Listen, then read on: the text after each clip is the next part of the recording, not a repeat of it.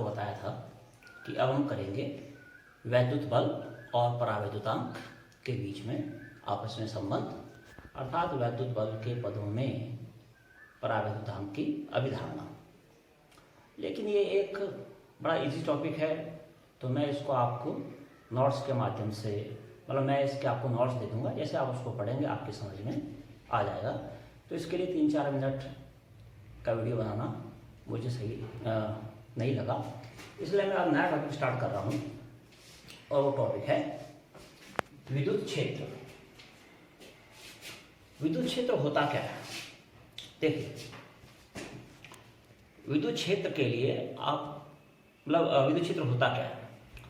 देखो, किसी आवेश या आवेशों के समुदाय, अर्थात बहुत सारे आवेश एक साथ हो, किसी आवेश या आवेशों के समुदाय के चारों ओर का वह क्षेत्र जहां पर कोई अन्य वैद्युत आवेश आकर्षण या प्रतिकर्षण बल का अनुभव कर सके, वह क्षेत्र उस आवेश का या आवेशों के समुदाय का विद्युत क्षेत्र कहलाता है।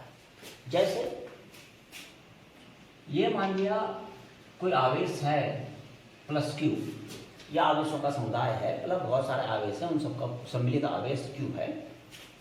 तो इसके आसपास कोई एक ऐसा क्षेत्र जरूर होगा जहां पर कोई अन्य आवेश अगर आप लाते हैं, मान लिया आप यहां पर Q0 आवेश लाते हैं, तो वह Q0 आवेश इसकी वजह से या तो प्रतिकर्षण बल का अनुभव करेगा, अगर ये दोनों समान होंगे, अगर ये प्लस है तो ये प्लस वाला होगा, और या वह Q0 आवेश इसकी वजह से आकर्षण बल का अनुभव करेगा। तो इस पूरे एरिया में हम आवेश को कहीं पर भी लाते हैं। जो ये आवेश है इसे कहते हैं परीक्षण आवेश। इसको कहीं लाते हैं, यहाँ लाते हैं, चाहे यहाँ ला सकते हैं, यहाँ ला सकते हैं, कहीं पर भी लाते हैं, तो ये आवेश इसकी वजह से आकर्षण या प्रतिकर्षण बल का अनुभव करता है। लेकिन इस क्षेत्र के बाहर अगर हम इसको रखेंगे तो यह आकर्षण या प्रतिकर्षण बल का अनुभव नहीं करता है। तो यह पूरा क्षेत्र इस आवेश की वजह से उत्पन्न वैद्युत क्षेत्र कहलाता है। तो ये बहुत सिंपल वैद्युत क्षेत्र की परिभाषा आपकी समझ में आई। अब इसके बाद एक और टॉपिक, वो टॉपिक है वैद्युत क्षेत्र की तीव्रता। तो टॉपिक है वैद्युत, देखो वैद्युत या विद्युत एक ही चीज है, वैद्युत क्षेत्र की तीव्रता। वैद्युत क्षेत्र की तीव्रता,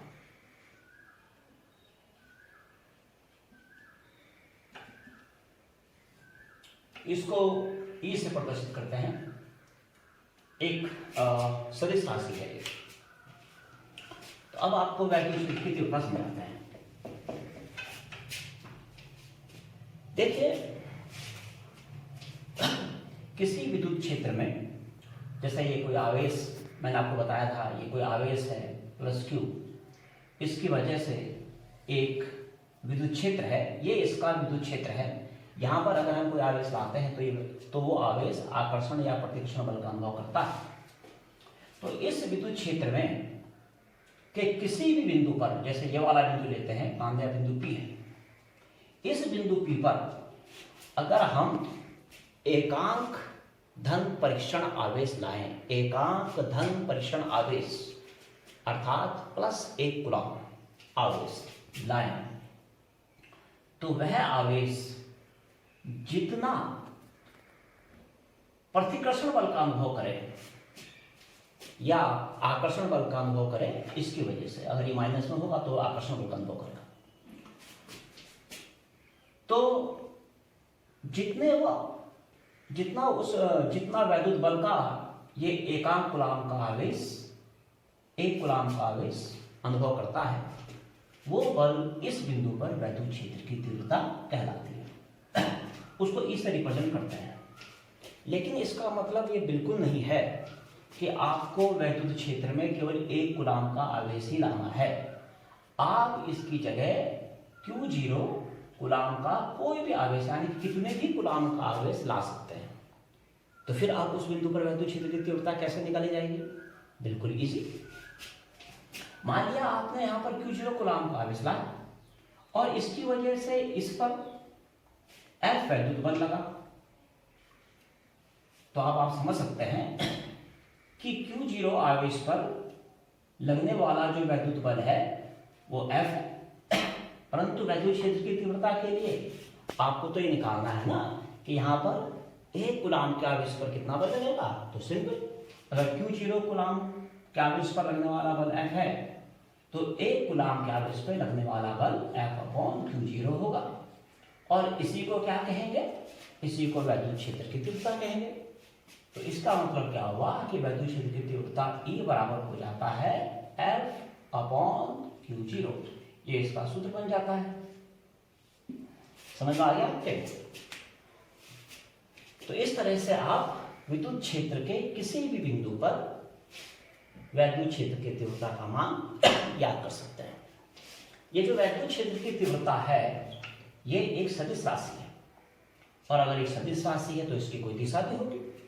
तो इसकी जो दिशा है वो दिशा इस आवेश पर लगने वाले बल की दिशा में होती है। कैसे? जैसे माना ये धनावेश है, यहाँ तो आपको लाना ही धनावेश है। जो आपको जहाँ वैद्युत क्षेत्र की तीव्रता ज्ञात करनी होती है वहाँ हमको धनावेश ही लाना होता है। अगर ये धनावेश है, ये धनावेश है, तो इनके बीच में प्रतिकर्षण बल लगेगा, तो आप समझ रहे होंगे वैद्युत बल की दिशा इस तरफ होगी। तब इस बिंदु पर वैद्युत क्षेत्र की तीव्रता की दिशा भी यही होगी। अगर बाय चांस से -Q है और आप यहाँ पर धन परीक्षण आवेश लाए हैं, धन परीक्षण आवेश लाए हैं, तो 100% इनके बीच में आकर्षण बल लगेगा। ऐसी स्थिति में बल की दिशा यह होगी, तब वैद्युत क्षेत्र की तीव्रता की दिशा भी यह होगी। मैं इसको E1 और इसको E2 से रिप्रेजेंट कर सकता हूँ।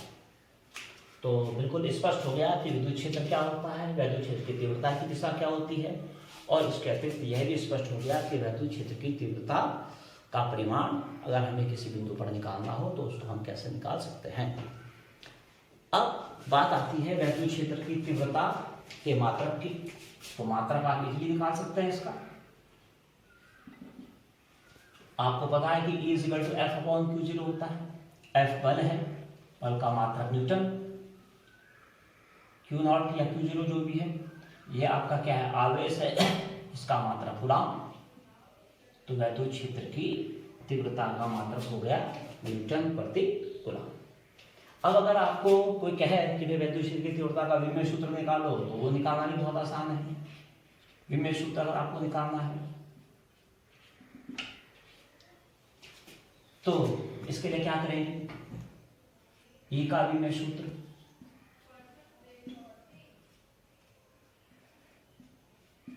भाई आप M का विमेय सूत्र रखिए, सॉरी F का विमेय सूत्र रखिए, आवेश का रखिए और निकाल लीजिए E का विमेय सूत्र। F अर्थात बल, इसका विमेय सूत्र होता है mLT-2,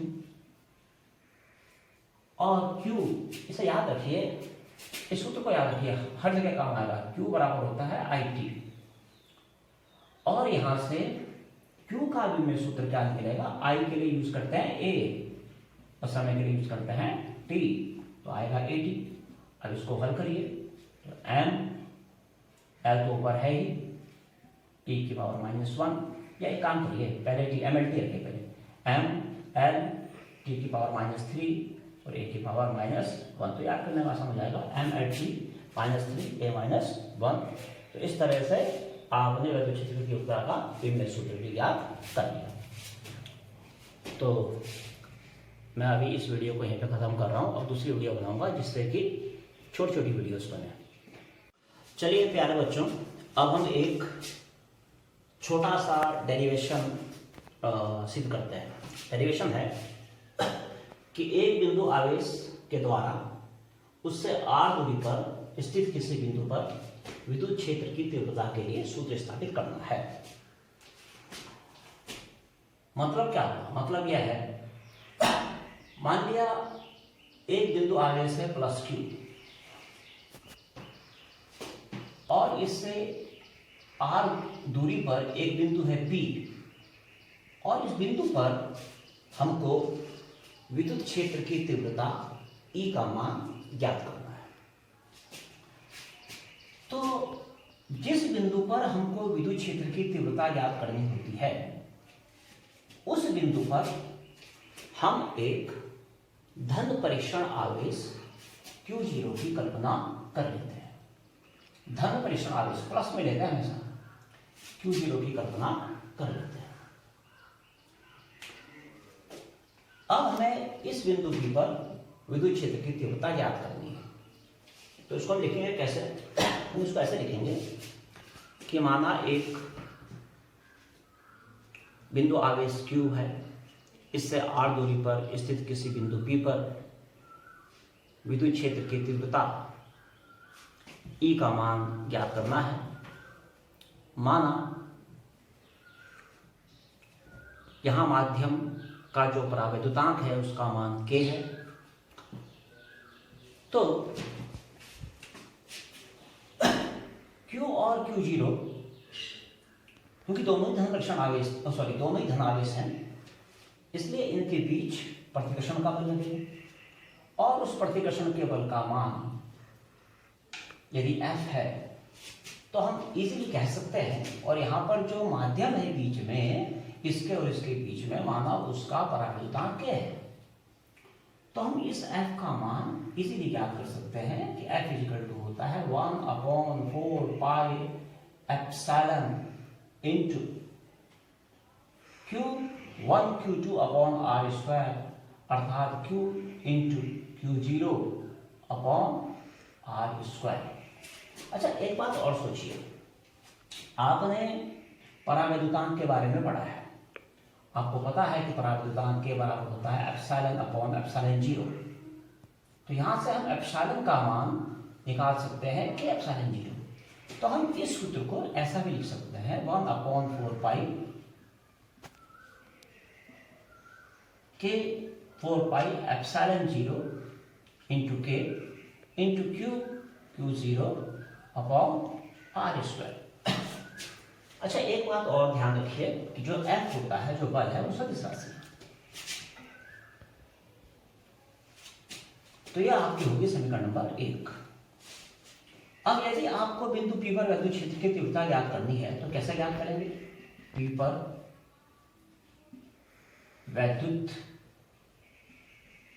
क्षेत्र की तीव्रता, और विद्युत क्षेत्र की तीव्रता का सिंपल सा सूत्र E is equal to F upon Q0। तो क्या बना? E is equal to F की जगह 1/4 पाई एप्सिलॉन 0 के into Q into Q0 upon R square. और जब आप अपॉन Q0 करोगे तो Q0 भी एक तरह से यहीं आएगा और इससे कट जाएगा। तो क्या है? E is equal to 1/4 pi epsilon 0 के into Q upon R square. ये सूत्र बनता है। ये सूत्र तब लिखा जाता है जब इन आवेशों के बीच में वायु को छोड़ करके, वायु या निर्वात को छोड़ करके कोई अन्य माध्यम हो। यदि माध्यम वायु हो या निर्वात हो तो के बराबर कितना लेते हैं? 1, क्योंकि वायु या निर्वात के लिए परावैद्युतांक के का मान 1 होता है। इसलिए E इज इक्वल टू आ जाएगा 1/4 pi epsilon 0 into Q upon R square. ये कहाँ आएगा? ये आएगा अगर माध्यम क्या हो, वायु या निर्वात हो। इसको समीकरण 2 मान सकते हैं, इसको 3 मान सकते हैं। तो छोटा सा डेरिवेशन है एक। थोड़ा सा आपको ये ध्यान रखना पड़ेगा कि बिना वीडियो देखे आप नोट्स समझ नहीं पाओगे, और बिना नोट्स देखे शायद आप उतने अच्छे नोट्स स्वयं न बना सको। इसलिए मैंने आपको नोट्स भी प्रोवाइड किए हैं, लेकिन आप स्वयं भी कुछ करो। इसके लिए नोट्स के बीच में जगह जगह क्वेश्चंस हैं, जिन क्वेश्चन को आपने स्वयं करना है। कोई डिफिकल्टी हो तो आप उसको मेरे पर्सनल नंबर पर आप उसे पूछ सकते हो। अब एक बहुत इंपॉर्टेंट टॉपिक है विद्युत बल रेखा या विद्युत बल रेखाएं। तो विद्युत बल रेखाएं होती क्या है? देखिए, थोड़ा सा डिटेल्ड टॉपिक है, बहुत सोचना पड़ रहा है कि बड़े संक्षेप में इसको कैसे समाप्त करूं। देखिए, ऐसा है, कोई विद्युत क्षेत्र है। विद्युत क्षेत्र का मतलब हुआ कोई आवेश है और आवेश के चारों तरफ का वह क्षेत्र जहां कोई अन्य आवेश आकर्षण या प्रतिकर्षण बल का अनुभव करे, उसे कहेंगे विद्युत क्षेत्र। यानी कि पूरा क्षेत्र विद्युत क्षेत्र है, ये नहीं है बार बार। अब अगर आप इस क्षेत्र में कोई धन परिक्षण आवेश लाते हो, मान लिया आप +2 आवेश लाए और ये आपका ये भी कोई आवेश है, तो 100%, चलो मान लिया प्लस है, ये भी धन आवेश, ये भी धन आवेश है। अब अगर आप कोई धन आवेश यहाँ लाते हो तो उस धन आवेश पर इसकी वजह से प्रतिकर्षण बल लगेगा और प्रतिकर्षण बल लगने की वजह से ये धन आवेश 100% आगे की ओर गति करेगा, यहाँ यहाँ यहाँ ऐसे ये गति करेगा कि नहीं करेगा? इस तरह से ये धन आवेश यहां से चलेगा, आगे की तरफ गति करेगा। तो ये धन आवेश जिस मार्ग का अनुसरण कर रहा है वो मार्ग विद्युत बल रेखा कहलाती है। तो यहां पर ये विद्युत बल रेखा है। किसी धन आवेश से ये विद्युत बल रेखा हमेशा बाहर की ओर निकलती हुई प्रतीत होती है, देखिए यहां पर।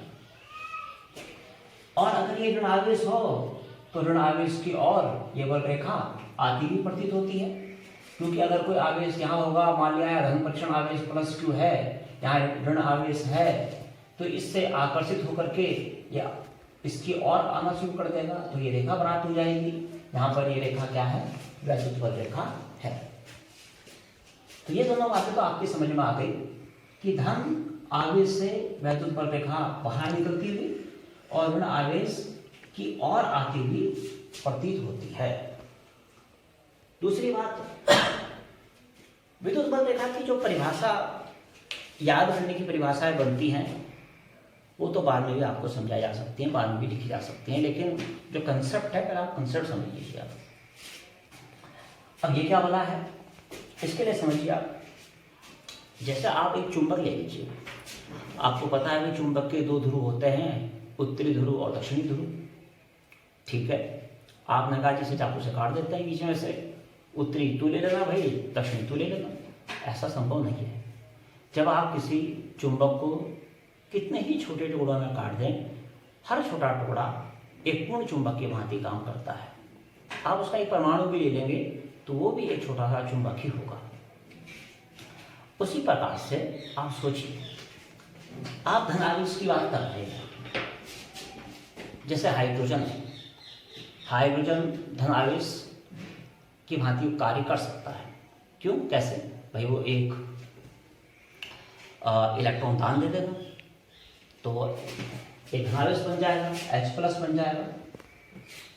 लेकिन आपको मालूम होगा कि हाइड्रोजन का एक परमाणु अगर स्वतंत्र अवस्था में हो तो वो ऐसे ही इलेक्ट्रॉनों का दान नहीं करता है। भाई इलेक्ट्रॉन का दान तभी तो करेगा जब कोई लेने वाला होगा, तो उसके इलेक्ट्रॉन को लेगा कौन? उसके इलेक्ट्रॉन को हो सकता है कि बगल में कोई क्लोरीन का परमाणु हो, उसने ले लिया। तो अब क्लोरीन के परमाणु जब उसके इलेक्ट्रॉन को लेता है, क्योंकि उसको एक इलेक्ट्रॉन की आवश्यकता होती है, मालूम है आपको कि हाइड्रोजन का परमाणु क्रमांक 1 है, इलेक्ट्रॉन विन्यास 1 है, और आपका क्लोरीन जो है, क्लोरीन का परमाणु क्रमांक 17 है, तो इसका इलेक्ट्रॉन विन्यास 287 है, इसका 1 है। ये दोनों ही, हाइड्रोजन भी और क्लोरीन भी, ये दोनों ही इनर्ट गैस का कॉन्फ़िगरेशन प्राप्त करना चाहते हैं, स्थायी संरचना प्राप्त करना चाहते हैं। अब इसके पास 2 रास्ते होते हैं, ये या तो एक इलेक्ट्रॉन दे दे, अगर इलेक्ट्रॉन दे देगा तो भी ये स्थायी हो जाता है, तब इसके पास खाली नाभिक बचता है। अगर एक इलेक्ट्रॉन देता है तो ये हीलियम की संरचना प्राप्त कर लेता है, तब भी ये स्थायी हो जाता है। क्लोरीन के पास एक ही रास्ता होता है कि क्लोरीन एक इलेक्ट्रॉन लेता है तो इसका इलेक्ट्रॉन विन्यास 288 हो जाता है, ये भी स्थायी संरचना प्राप्त कर लेता है।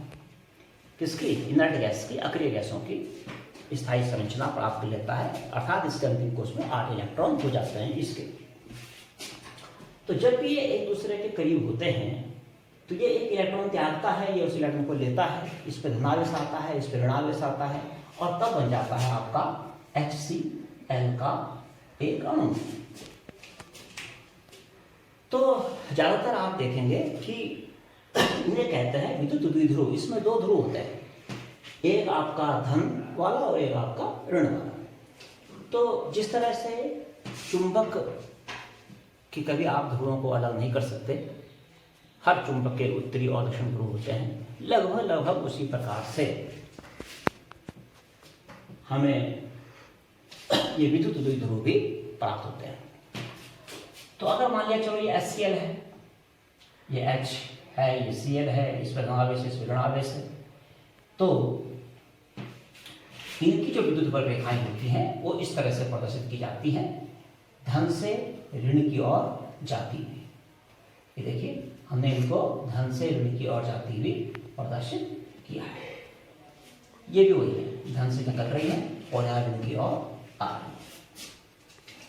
और एक और खास बात, ये जो विद्युत बल रेखाओं की दिशा क्या होती है, ये जो आपकी विद्युत मतलब ये जो आपकी विद्युत बल रेखा है, किसी भी बिंदु पर, इस विद्युत बल रेखा के किसी भी बिंदु पर अगर आप एक स्पर्श रेखा खींच लें तो उस स्पर्श रेखा की दिशा ही विद्युत बल रेखा की दिशा होती है। और ये ही उस बिंदु पर, किस बिंदु पर, जैसे यह है, इस बिंदु पर परिणामी विद्युत क्षेत्र की दिशा बताती है। तो विद्युत बल रेखा के किसी बिंदु पर खींची गई स्पर्श रेखा ही उस बिंदु पर परिणामी विद्युत क्षेत्र की दिशा बताती है। तो इस प्रकार से ये विद्युत बल रेखा का कंसेप्ट आपकी समझ में आया। अब इस विद्युत बल रेखा के कुछ गुण हैं। पहला गुण तो यही है, फर्स्ट गुण तो यही है कि ये विद्युत बल रेखाएं हमेशा धन आवेश से बाहर की ओर निकलती हैं और ऋण आवेश की ओर आती हैं। दूसरा गुण क्या है कि विद्युत द्विध्रुव की स्थिति में ये विद्युत बल रेखाएं धन आवेश से निकलती हुई ऋण आवेश में प्रवेश करती हैं। तीसरा एक गुण इसमें है कि विद्युत, अगर हम ऐसे विद्युत बल रेखाएं खींचते हैं जैसे यहां पर खींची हुई है, तो कुछ दूरी पर, जैसे यहां पर बहुत दूरी पर एक समान, कुछ हमें ऐसी समांतर रेखाएं प्राप्त होती हैं, जैसे यहां पर हमें समांतर रेखाएं प्राप्त होगी जिनके बीच का डिस्टेंस सेम होगा। तो वो बताता है कि यहां पर एक समान विद्युत क्षेत्र है। और जहां पर असमान विद्युत क्षेत्र होगा, ये देखिए वहां पर ये स्पर्श रेखाएं इस तरह से प्रदर्शित की जाती है। लास्ट बात बहुत इंपॉर्टेंट, नंबर 4, नेक्स्ट जो इसका पॉइंट है, 1 2 3 तो मैंने बता दिया आपको। चौथा, दो विद्युत बल रेखाएं कभी एक दूसरे को क्रॉस नहीं करती, कभी एक दूसरे को नहीं काटती। ये विद्युत बल रेखाएं कभी ऐसे नहीं होगी कि यहां से निकल रही हैं और ऐसे जा रही हैं, ऐसा कुछ नहीं। कभी भी ये विद्युत बल रेखाएं एक दूसरे को नहीं काटती। क्यों? क्योंकि अगर वो एक दूसरे को काटेंगी तो कटान बिंदु पर जहां पर वो काट रहे हैं वहां पर आप दो दो स्पर्श रेखाएं खींच देंगे। जैसे ये बिंदु P है, जैसा मान लिया यहां पर था, तो इस कटान बिंदु पर आप दो दो स्पर्श रेखाएं खींच देंगे जो एक ही बिंदु पर विद्युत क्षेत्र की दो दो दिशाएं बताएगा। एक बोलेगा कि भाई विद्युत क्षेत्र की दिशा इस तरफ है, दूसरा बोलेगा नाली विद्युत क्षेत्र की दिशा तो इस तरफ है। ऐसा होना असंभव है, कभी भी किसी एक बिंदु पर विद्युत क्षेत्र की नेट दिशा एक ही होती है। तो इसलिए क्योंकि एक बिंदु पर विद्युत क्षेत्र की दो दिशाएं नहीं हो सकती, इसलिए यह भी स्पष्ट है कि कभी भी दो स्पर्श रेखाएं किसी एक बिंदु पर आपस में काटती भी नहीं है, एक दूसरे को क्रॉस नहीं करती है। तो इस तरह से आपने विद्युत बल रेखाएं की परिभाषा पढ़ी और उनके गुण समझे। बाकी इनके नोट्स से इनकी परिभाषा वगैरह को आप और अच्छी प्रकार से समझ लेना।